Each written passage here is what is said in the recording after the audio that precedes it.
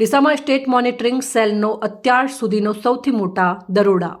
બનાસકાંઠા જિલ્લામાં state monitoring સેલની ટીમે દારૂબંધીના કાયદા હેઠળ અત્યાર સુધીની સૌથી મોટી કાર્યવાહી કરીને બુટલેગરોના મનસૂબા પર પાણી ફેરવી દીધું છે. ડીસા તાલુકાના ગલાલપુર ગામ પાસે 1 કરોડથી વધુનો કિંમતનો વિદેશી દારૂ ઝડપી પાડીને પોલીસે રાજ્યમાં ચાલતા મોટા નેટવર્કનો પર્દાફાશ કર્યો છે. આ ઘટનાની વિગતવાર વાત કરીએ તો સ્ટેટ મોનિટરિંગ સેલ એટલે કે એસએમસીની ટીમે મળેલી બાતમીના આધારે ડીસા ધાનેરા હાઈવે પર ગલાલપુર ગામ પાસે વોચ ગોઠવવામાં આવી હતી. આ દરમિયાન શંકાસ્પદ વાહનોને આંતરીને તપાસ કરતા પોલીસ પણ ચોંકી ઉઠી હતી, કારણ કે એક પછી એક વાહનોમાંથી વિદેશી દારૂનો જંગી જથ્થો મળી આવ્યો હતો. પોલીસે આ દરોડામાં કુલ 1 કરોડ 9 લાખ રૂપિયાની કિંમતનો ઇંગ્લિશ દારૂ એટલે કે ભારતીય બનાવટનો વિદેશી દારૂનો જથ્થો જપ્ત કર્યો છે. આ માત્ર દારૂ જ નહીં, પરંતુ તેની સાથે હેરફેર માટે વપરાતા 3 મોટા વાહનો, 7 જેટલા મોબાઈલ ફોન અને રોકડ રકમ સહિત કુલ 1 કરોડ 52 લાખ રૂપિયાથી વધુનો મુદ્દામાલ કબજે કરવામાં આવ્યો છે. આ ઓપરેશનમાં પોલીસે સ્થળ પરથી 5 શખ્સોની ધરપકડ કરી છે, જેમની પ્રાથમિક પૂછપરછમાં જાણવા મળ્યું છે કે આ તમામ પકડાયેલા શખ્સો રાજસ્થાનના બાડમેર જિલ્લાના વતની છે.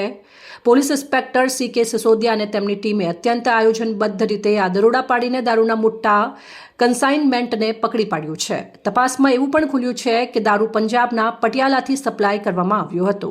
તેને કચ્છના નખત્રાણા સુધી પહોંચાડવાનો હતો. જો કે પોલીસની સતર્કતાને કારણે આ લાખોનો જથ્થો ગંતવ્ય સ્થાને પહોંચે તે પહેલા ઝડપાઈ ગયો છે.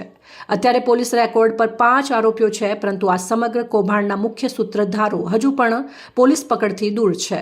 આ દરોડાએ બુટલેગરોમાં ફફડાટ ફેલાવી દીધો છે અને સરહદી જિલ્લાઓમાં પોલીસની કાર્યક્ષમતા સામે પણ સવાલો ઊભા કર્યા છે, કારણ કે આટલી મોટી માત્રામાં દારૂની હેરાફેરી રાજસ્થાન બોર્ડર ઓળંગીને ગુજરાતમાં છેક ડીસા સુધી પહોંચી ગઈ હતી. હાલમાં પોલીસે ગુનો નોંધી વધુ તપાસના ચક્રો ગતિમાન કર્યા છે.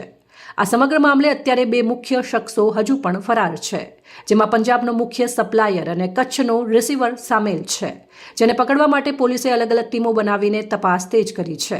રાજ્યમાં દારૂબંધી હોવા છતાં આટલો મોટો જથ્થો પકડાતા તંત્રની કામગીરી અને બોર્ડરની સિક્યોરિટી સામે ગંભીર સવાલો ઊભા થયા છે. હવે જોવાનું એ રહેશે કે પોલીસ આ કેસના મૂળ સુધી પહોંચીને મુખ્ય સૂત્રધારોને ક્યારે જેલના સળિયા પાછળ ધકેલે છે. અહેવાલ અમૃતમાળી, સંબંધ ભારત ન્યૂઝ, ડીસા.